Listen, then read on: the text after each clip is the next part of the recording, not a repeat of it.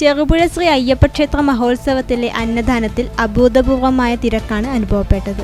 ഈ വാർത്ത നിങ്ങൾക്കായി അവതരിപ്പിക്കുന്നത് സോനാങ്കോട്, ചെറുപുഴ, പാടിയൊട്ടിച്ചാൽ, ആലക്കോട് ആൻഡ് വെള്ളരിക്കുണ്ട്.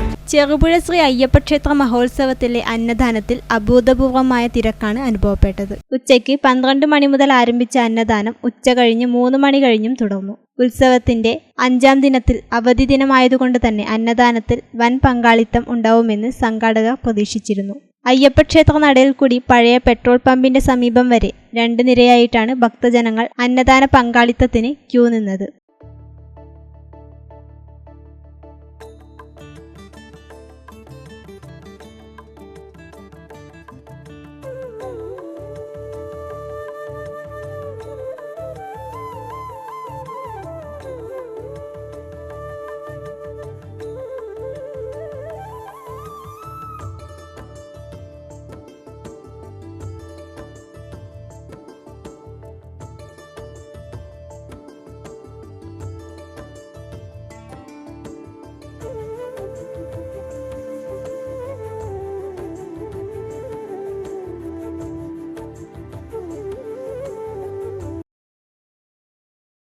ക്ഷേത്രം കമ്മിറ്റിക്കാരുടെയും ആഘോഷ കമ്മിറ്റിക്കാരുടെയും മാതൃസമിതിയും അക്ഷീണമായ പരിശ്രമമാണ് അന്നദാന ചടങ്ങ് നല്ല രീതിയിൽ പൂർത്തീകരിക്കാൻ സഹായിക്കുന്നത്. ശനിയാഴ്ച മാത്രം 5.5 കിൻഡൽ അരിയാണ് അന്നദാനത്തിനായി ഉപയോഗിച്ചത്. മഹോത്സവത്തിലെ 6ാം ദിനമായ ഞായറാഴ്ച രാവിലെ പ്രത്യേക പൂജകളും 11 മണിക്ക് നെയ്യാഭിഷേകവും നടക്കും. വൈകുന്നേരം ദീപാരാധനയ്ക്കും തായമ്പകയ്ക്കും ശേഷം നരമ്പേരിയ കാഴ്ച രാത്രി 7 മണിക്ക് കുണ്ടന്തടത്തിൽ നിന്നും പുറപ്പെടും. തുടർന്ന് രാത്രി 9:30 പ്രസീത ചാലക്കുടി അവതരിപ്പിക്കുന്ന കാളിയം ഫോക്ക് മെഗാ ഷോ നടക്കും. തിങ്കളാഴ്ച രാത്രിയാണ് നഗരപ്രദക്ഷിണവും പറയെടുപ്പും നടക്കുക.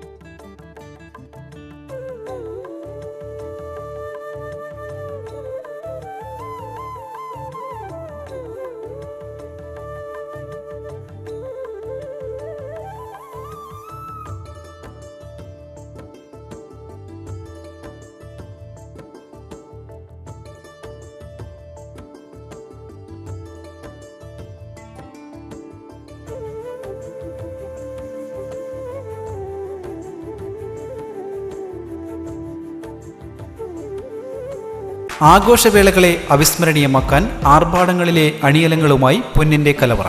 മാറുന്ന കാലത്തിൽ മാറ്റത്തിന്റെ രുചിയറിയുന്ന വൈവിധ്യങ്ങളുടെ സ്വർണ്ണശേഖരവുമായി മലയോരത്തിന്റെ തിലകക്കുറി. സ്വർണ്ണ വ്യാപാര രംഗത്ത് 25 വർഷത്തെ മഹത്തായ സേവന പാരമ്പര്യം. നവീന രീതിയിലുള്ള ഡിസൈനുകൾ, വിപുലമായ ശേഖരം, വിശ്വസ്തത. മലയോരത്തിന്റെ മനസ്സറിഞ്ഞ ഷോറൂം. സോനാങ്കോട്, ചെറുപുഴ, പാടിയൊട്ടിച്ചാൽ, ആലക്കോട് ആൻഡ് വെള്ളരിക്കുണ്ട്.